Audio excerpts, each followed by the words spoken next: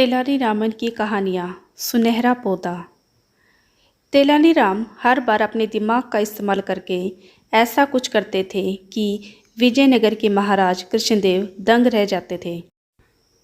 इस बार उन्होंने एक तरकीब से राजा को अपने फैसले पर दोबारा विचार करने को मजबूर कर दिया। हुआ यूँ कि एक बार राजा कृष्णदेव किसी काम के चलते कश्मीर चले गए। वहाँ उन्हें एक सुनहरे रंग का खिलने वाला फूल दिखा। वो फूल महाराज को इतना पसंद आया कि वो अपने राज्य विजयनगर लौटते समय उसका एक पौधा अपने साथ लेकर आ गए। महल पहुंचते ही उन्होंने माली को बुलाया। माली के आते ही महाराज ने उसे कहा, देखो, इस पौधे को हमारे बगीचे में ऐसी जगह लगाना कि मैं इसे अपने कमरे से रोज़ देख सकूं। इसमें सुनहरे रंग के फूल खिलेंगे जो मुझे काफ़ी पसंद है। इस पौधे का काफ़ी ख्याल रखना। अगर इसे कुछ भी हुआ तो तुम्हें प्राण दंड भी मिल सकता है। माली ने सिर हिलाते हुए राजा से पौधा लिया और उसके कमरे से दिखने वाली जगह पर उसे लगा दिया। दिन रात माली उस फूल का खूब ख्याल रखता था। दिन जैसे ही बीतते गए उसमें सुनहरे फूल खिलने लगे। रोज़ राजा उठते ही सवेरे पहले उसे देखते और फिर दरबार जाते थे।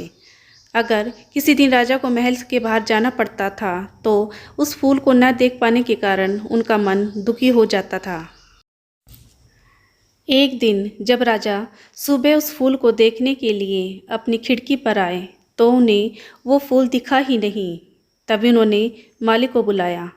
महाराज ने माली से पूछा, वो पौधा कहाँ है? मुझे उसके फूल क्यों नहीं दिख रहे हैं?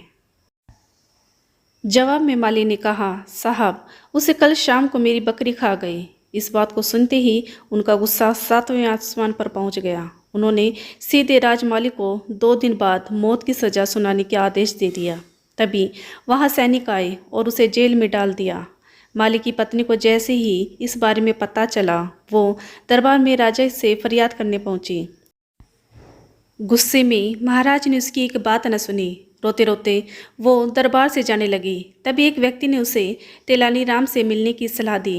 रोते हुए माली की पत्नी ने तेलानी राम को अपने पति को मिली मौत की सज़ा और उस सुनहरे फूल के बारे में बताया। उसकी सारी बात सुनकर तेलानी राम ने उसे समझा बुझाकर भेज दिया। अगले दिन गुस्से में माली की पत्नी उस सुनहरा फूल खाने वाली बकरी को चौराहे पे ले जाकर डंडे से पीटने लगती है। ऐसा करते करते बकरी अधमरी हो गई। विजयनगर राज्य में पशुओं के साथ इस तरह का व्यवहार करना मना था। इससे कुर्ता माना जाता था। इसलिए कुछ लोगों ने माली की पत्नी की इस हरकत की शिकायत नगर कोतवाल को कर दी। सारा मामला जानने के बाद नगर कोतवाल के सिपाहियों को पता चला कि यह सब माली को मिले दंड की वजह से वो गुस्से में कर रही है। यह जानते ही सिपाही इस मामले को दरबार में लेकर गए। महाराज कृष्णराज ने पूछा कि तुम एक जानवर के साथ इतना बुरा व्यवहार कैसे कर सकती हो? ऐसी बकरी जिसके कारण मेरा पूरा घर उजड़ने वाला है। मैं विधवा होने वाली हूँ और मेरे बच्चे अनाथ होने वाले हैं। उस बकरी के साथ कैसा व्यवहार करूँ महाराज? माली की पत्नी ने जवाब दिया। राजा कृष्णराज ने कहा, तुम्हारी बात का मतलब मैं समझ नहीं पाया। ये बेजुबान जानवर तुम्हारा घर कैसे उजाड़ सकता है?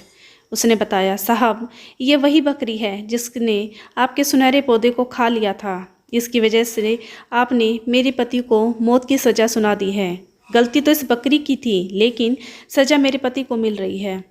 सज़ा असल में इस बकरी को मिलनी चाहिए, इसलिए मैं इसे डंडे से पीट रही थी। अब महाराज को यह बात समझ आ गई कि गलती माली की नहीं है बल्कि बकरी की थी।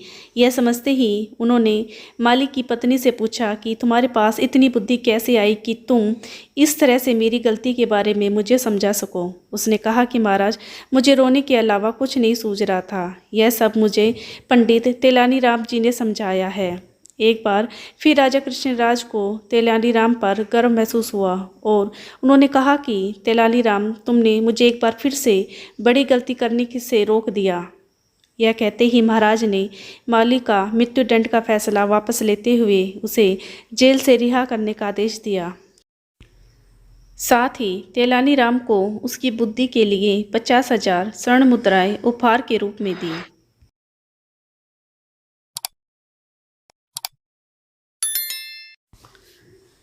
कहानी से सीख। समय से पहले कभी भी हार नहीं माननी चाहिए। कोशिश करने से बड़ी मुसीबत से निपटा जा सकता है।